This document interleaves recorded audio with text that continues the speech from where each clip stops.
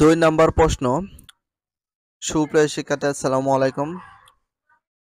২০২৫ সালে এসএসসি অথবা নবম দশম শ্রেণীর নতুন বইয়ে আজকে আমরা ১২৫ পৃষ্ঠায় সপ্তম অধ্যায় ১২৫ পৃষ্ঠায় যে সৃজনশীল কোশ্চেনটা আছে সেটা উত্তর নিয়ে চলে এসেছি। বাট প্রশ্নটা ফার্স্ট টাইমে আমরা পড়ব। তো প্রশ্নের উদ্দীপক হিসেবে দেয়া হয়েছে কি দেখো, একটা মানচিত্র। এখানে আর এর কথা বলেছে কিউ এবং এই বিষয় নিয়ে আমরা আলোচনা করব। দেখো, সৃজনশীল যে কোশ্চেন আছে, উদ্দীপক দিয়েছে একটা মানচিত্র এবং ক নাম্বার প্রশ্নটা কি চেয়েছে দেখো, স্থূল জন্মহার কি? তো স্থূল জন্মহার কি চেয়েছে, কি বলতে একটা সংজ্ঞা দিতে হবে। স্থূল জন্মহার কাকে বলে তাও সংজ্ঞা দিতে হবে। স্থূল জন্মহার বলতে কি বোঝায় তাও সংজ্ঞা দিতে হয়। তো দেখো, আমরা শুরু করি।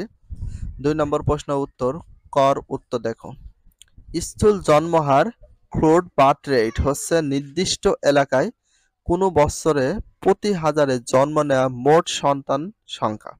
যেমন ২০১১ সালে আদমশুমারি অনুযায়ী বাংলাদেশের স্থূল জন্মহার ছিল ২৭। তো এখানে দেখো, খ নাম্বার প্রশ্নের উত্তরটা দেখো, অতি জনাকীর্ণতা ব্যাখ্যা করো। অতি জনাকীর্ণতা ব্যাখ্যা করো। দেখো, খ নাম্বার উত্তর, জনসংখ্যার তুলনায় কার্যকর ভূমির বা উৎপাদন ব্যবহৃত ভূমি।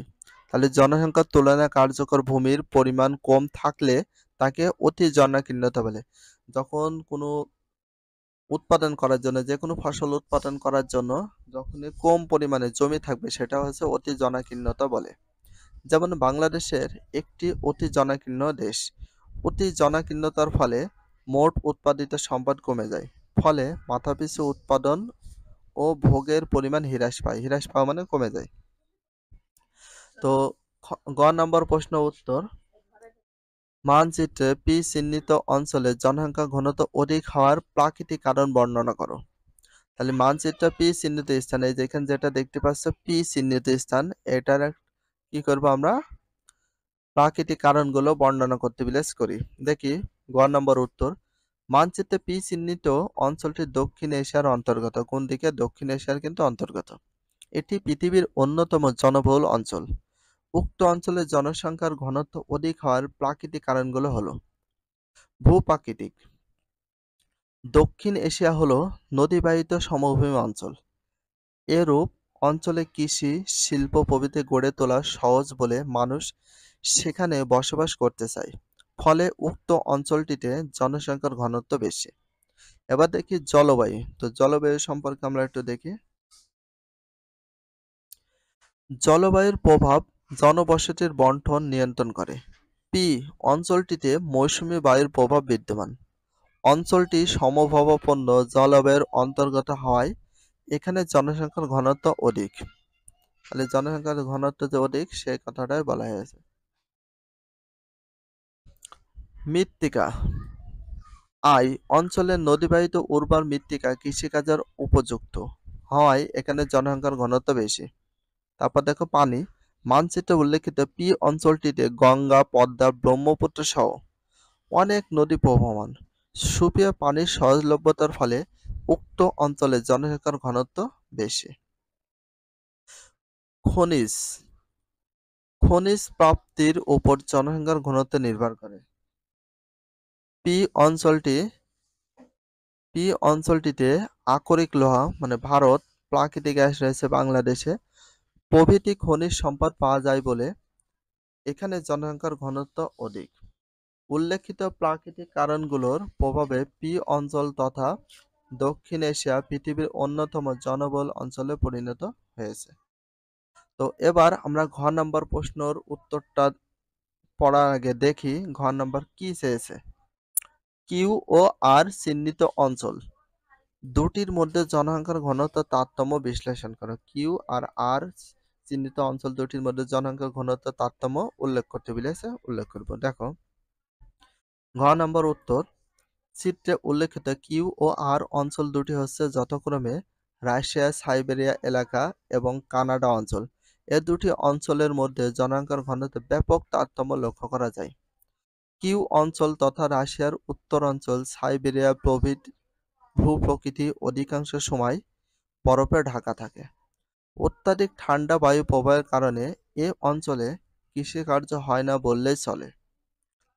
আবার এ অঞ্চলে সমুদ্র থেকে অনেক দূর পর্যন্ত বিস্তৃত।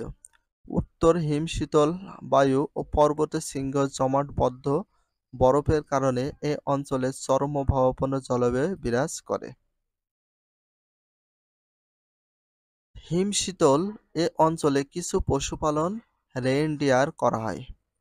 স্বাভাবিকভাবে এ অঞ্চলে জনসংখ্যার ঘনত্ব খুব কম, অর্থাৎ জনসংখ্যা প্রায় বিরল।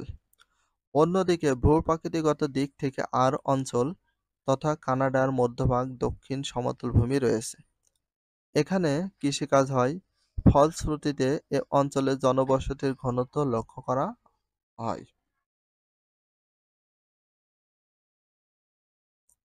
এ অঞ্চল পূর্ব পশ্চিমে সমুদ্রের নিকটবর্তী। এখানে সমুদ্র বায়ু প্রবাহিত হয়। এ বায়ু জলীয় বাষ্পপূর্ণ থাকায় বৃষ্টিপাত হয়। ফলে কৃষিকার্য সম্পাদিত হয়। এছাড়া এ অঞ্চলের আবহাওয়া চরমভাবাপন্ন হয়। অক্ষাংশগত অবস্থানের কারণে জলবায়ুগত যে প্রতিকূলতা, যেমন তুষারপাত অঞ্চলটির প্রযুক্তিগত উৎকর্ষ সে বাধা দূর করেছে। ফলে এখানে জনবসতির ঘনত্ব বেশি। সুতরাং কিউ আর আর অঞ্চল দুটির অবস্থান বিশ্লেষণ করলে বলা যায়, উল্লেখিত অঞ্চল দুটির মধ্যে জনসংখ্যার ঘনত্বে ব্যাপক তারতম্য রয়েছে।